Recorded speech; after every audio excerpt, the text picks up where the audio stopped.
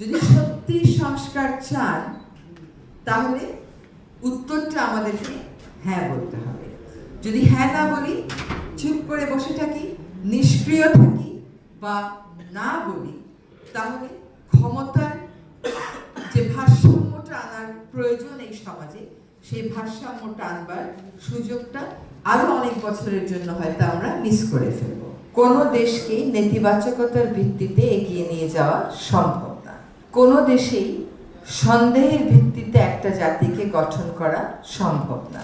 আমাদের ভালো কাজগুলোর প্রচারের মাধ্যমে আমরা একজন আরেকজনকে অনুপ্রাণিত যেমন করতে পারি, এই যে অবিশ্বাসের যে একটা বিশ্ববাষ্প আমাদের চারদিকে সবসময় থাকে, সেখান থেকেও ভালো কাজের মাধ্যমে আমরা সরে আসতে পারি।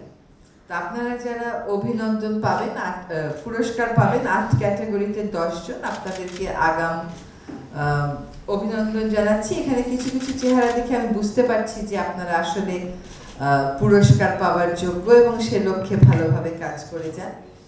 ঢাকা উত্তর সিটি কর্পোরেশন বেশ কিছু কাজ করেছে যেগুলো ভালো। যেমন গত পরশুই দেখলাম যে আনোয়ারা উদ্যানের দখলটা মেট্রো রেল কর্তৃপক্ষ তাদের কাছে বুঝিয়ে দিয়েছে।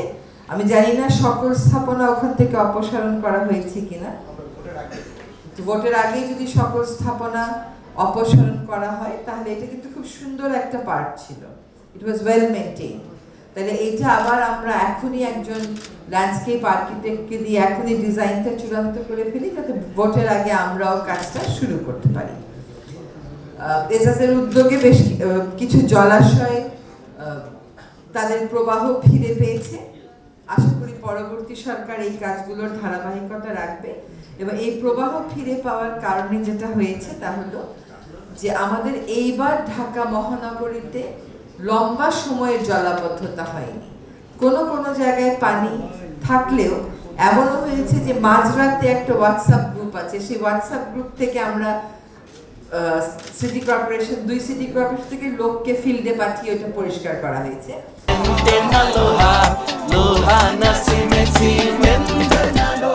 আমি জানি না মাঝরাতে যারা কর্তব্য পালন করেছে তারা এখানে পুরস্কৃত হচ্ছেন কিনা। তারা সরকারি হলেও তাদের একটা স্বীকৃতির প্রয়োজন। এবার না করলেও পরের বার এটা বিবেচনা করা যেতে পারে। যদি সত্যি সংস্কার চান তাহলে উত্তরটা আমাদেরকে হ্যাঁ বলতে হবে। যদি হ্যাঁ না বলি, চুপ করে বসে থাকি, নিষ্ক্রিয় থাকি বা না বলি, তাহলে ক্ষমতার যে ভারসাম্যটা আনার প্রয়োজন এই সমাজে, সেই ভারসাম্যটা আনবার সুযোগটা আরো অনেক বছরের জন্য হয়তো আমরা মিস করে ফেলব। কাজেই যে সংস্কারগুলোর প্রস্তাবনা করা হয়েছে নিজেরা পড়বেন, বুঝবেন। এগুলোর ব্যাপারে কিন্তু সরকারের পক্ষ থেকে অনেক প্রচারণা, অনেক ব্যাখ্যামূলক নোট প্রস্তুত করে আপনাদেরকে দেয়া হচ্ছে। গণভোটে সকলকেই অংশ নিতে হবে এবং আপনার মতামত জানাতে হবে। যদি সংস্কার চান তাহলে গণভোটে যেতে হবে, সংস্কারের পক্ষে মতামত ব্যক্ত করতে হবে। এবার কিন্তু নির্বাচনে তরুণ সমাজ একটা বড় ভোটের অংশ। এই তরুণ সমাজ যেভাবে আমাদেরকে স্বৈরতন্ত্রের, স্বৈরাচারের কবল থেকে বের করে এনেছে, এই তরুণ সমাজকে সেভাবেই গণতন্ত্রের ভিতটা সংস্কারের মাধ্যমে শক্তভাবে প্রস্তুত করতে হবে।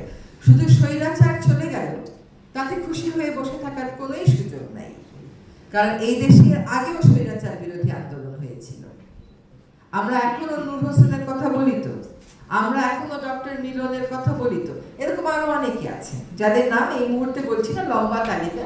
ফলে স্বৈরাচার বিরোধী আন্দোলনে সফল হওয়ার সাথে সাথে দেশে গণতন্ত্র চলে আসে না। দেশে গণতন্ত্র চলে আসতে প্রত্যেকটা নাগরিককে তার ভোটাধিকার প্রয়োগে সচেতন এবং সতর্ক হতে হয়। আপনাদের ভালো বুঝে আপনারা সাধারণ নির্বাচনে ভোট দেবেন, আর গণভোটে সংস্কারের যে প্রস্তাবনাগুলো আছে যদি সত্যি ক্ষমতার ভর শাসক গোষ্ঠীর কাছ থেকে জনগণের কাছে নিতে চান তাহলে সংস্কারের পক্ষে থাকবেন। আপনারা আমাদেরকে অনেক ভয়ভীতি দেখানো হবে যাতে নির্বাচনে আমরা না যাই, ভোটাররা যাতে ভীত হয়, তার কিছু আলামত তো ইতিমধ্যেই আমরা পেয়েছি। এই ভয়কে জয় করেছিল বলেই কিন্তু জুলাই আগস্ট সফল হয়েছে। এর আগেও কিন্তু আন্দোলন হয়েছিল, সেই আন্দোলনগুলো চূড়ান্ত সফলতার মুখ দেখেনি। তার কারণ হচ্ছে ভয়কে তারা জয় করতে পারে নাই। এই যে ভয়, এই ভয়টাকে আমাদের জয় করতে হবে। বাংলাদেশের মানুষ বারবার ভয় জয় করেছে, সুতরাং এইবারও আমরা জয় করব। এবং তরুণেরা আমাদের জন্য যে আত্মাহুতি দিয়েছে, যে আত্মবিসর্জন দিয়েছে, সংস্কারের পথটাকে বেছে নিয়ে গণতন্ত্রের ভিত্তি রচনাতে সামনের 12ই ফেব্রুয়ারি যে গণভোট, সেই ভোটে আমরা আমাদের সিদ্ধান্ত প্রয়োগ করব।